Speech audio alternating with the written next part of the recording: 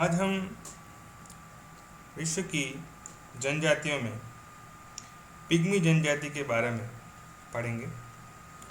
सबसे पहले देखते हैं कि इनका निवास प्रदेश या ये कौन से प्रदेश में निवास करती है।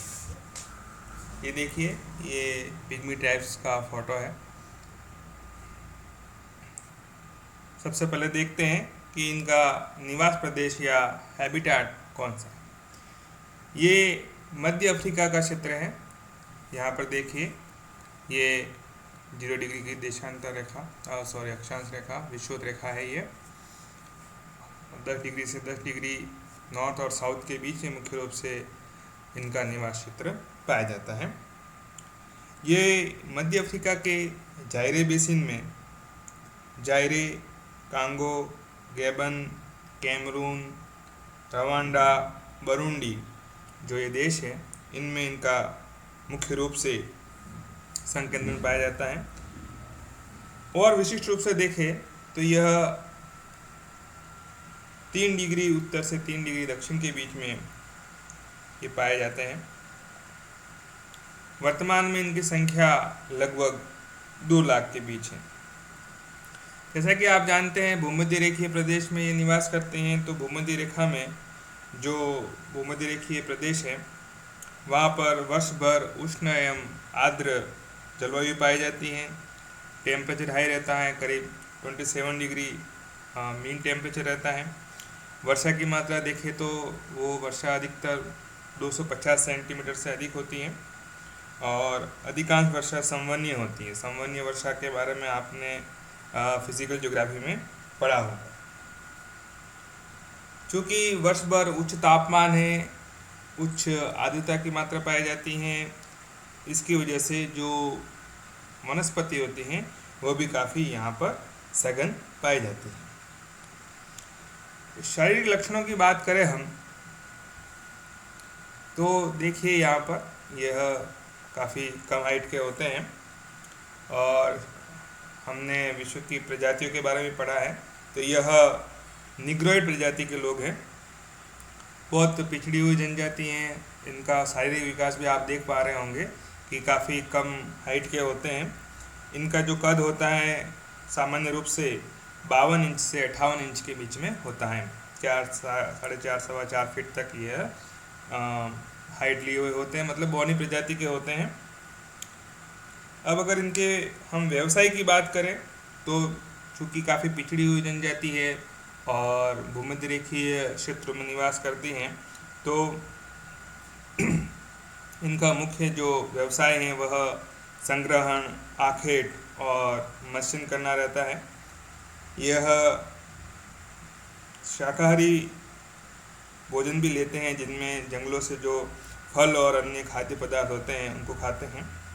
आखेट के लिए जैसे हमने डायग्राम देखा था, यह विषैले तीरों का प्रयोग करते हैं और उसकी सहायता से ये छोटे छोटे पशुओं को मारकर खाते हैं। सामान्य रूप से जो बड़े पशु होते हैं जैसे शेर, चीते, तेंदुए, हाथी आदि का ये शिकार नहीं करते हैं।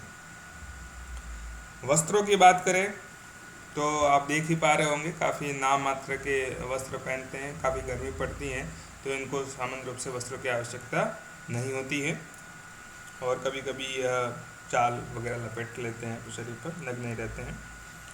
इनके उपकरणों की बात करें तो हमने बात कर ली पिछड़ी हुई जनजाति हैं, तो बहुत बेसिक प्रकार के उपकरण होते हैं इनके, जो बांस के बने हुए होते हैं।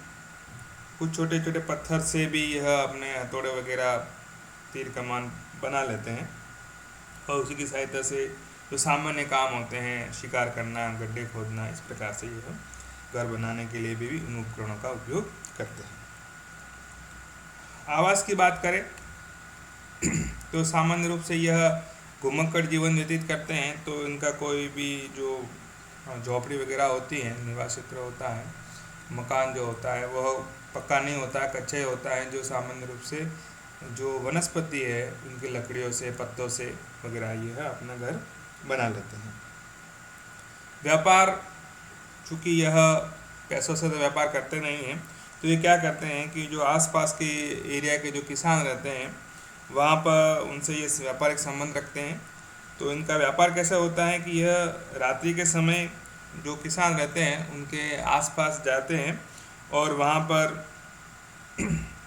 अपने जो फल फ्रूट्स वगैरह होते हैं, मांस वगैरह होते हैं, वो रख के आ जाते हैं। और फिर किसान आते हैं, उनको देखते हैं कि भाई इतना मांस रखा है या इतने फल फ्रूट रखे हैं, तो उसके एवज में जो भी उनको ठीक लगता है वह उनको अनाज या अन्य कृषि उपजे दे देते हैं। इस प्रकार का जो ट्रेड होता है, जो बिना बातचीत के होता है, बिना किसी भाषा के होता है, क्योंकि दोनों एक दूसरे की भाषा समझते भी नहीं हैं, इसको बोलते हैं साइलेंट ट्रेड। ठीक है, वस्तु विनिमय का प्रकार है ये है, वस्तु के बदले में वस्तु दी जाती है। सोशल ऑर्गेनाइजेशन की बात करें तो सबसे पिछड़ी हुई जनजाति हैं, प्रकृति के बहुत निकट इनका संबंध रहता है और यह प्रकृति के साथ काफ़ी समन्वय बनाए रखती हैं और प्रकृति को प्रमुख मानती हैं और खुद को उनका दास के रूप में यह कार्य करती हैं। इसलिए यह प्रकृति को कभी भी कोई भी हानि नहीं पहुंचाते हैं या बहुत मिनिमम हानि पहुंचाते हैं। विवाह की बात करें तो एक ही जीवन साथी से इनका विवाह होता है, मतलब ज़्यादा एक से अधिक स्त्रियाँ या पुरुषों के साथ इनका विवाह नहीं होता है। जन्म दर बहुत अधिक होती है, जो कि हम समझ सकते हैं, क्योंकि काफ़ी बैकवर्ड एरिया में रहते हैं, तो ऑब्वियसली जो बर्थ रेट होगी वह ज़्यादा ही होगी। और बर्थ रेट का एक ज़्यादा कारण ये भी है कि वहाँ पर डेथ रेट भी ज़्यादा होगी, क्योंकि जो भी फिज़िकल इंफ्रास्ट्रक्चर है, मेडिकल फैसिलिटीज़ है, वो उनको मिल नहीं पाती हैं, तो डेथ रेट ज़्यादा होती है। तो फिर सोचते हैं कि ये मर जाएगा तो क्या होगा, तो उस वजह से बर्थ रेट भी इनकी ज़्यादा रहती है।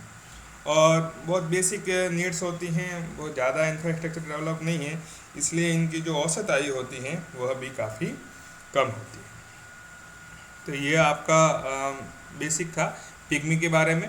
फिर से देख लेते हैं कि विषुवत रेखीय प्रदेश में पाई जाती है, प्रकृति के साथ समन्वय बना कर रखती है और मुक्त व्यापार करती हैं, साइलेंट ट्रेड होता है, हाइट में काफ़ी कम होते हैं, पिछड़ी हुई जनजाति है, इंफ्रास्ट्रक्चर नहीं है और सामान्य जीवन यह व्यतीत करते हैं प्रकृति की गोद में।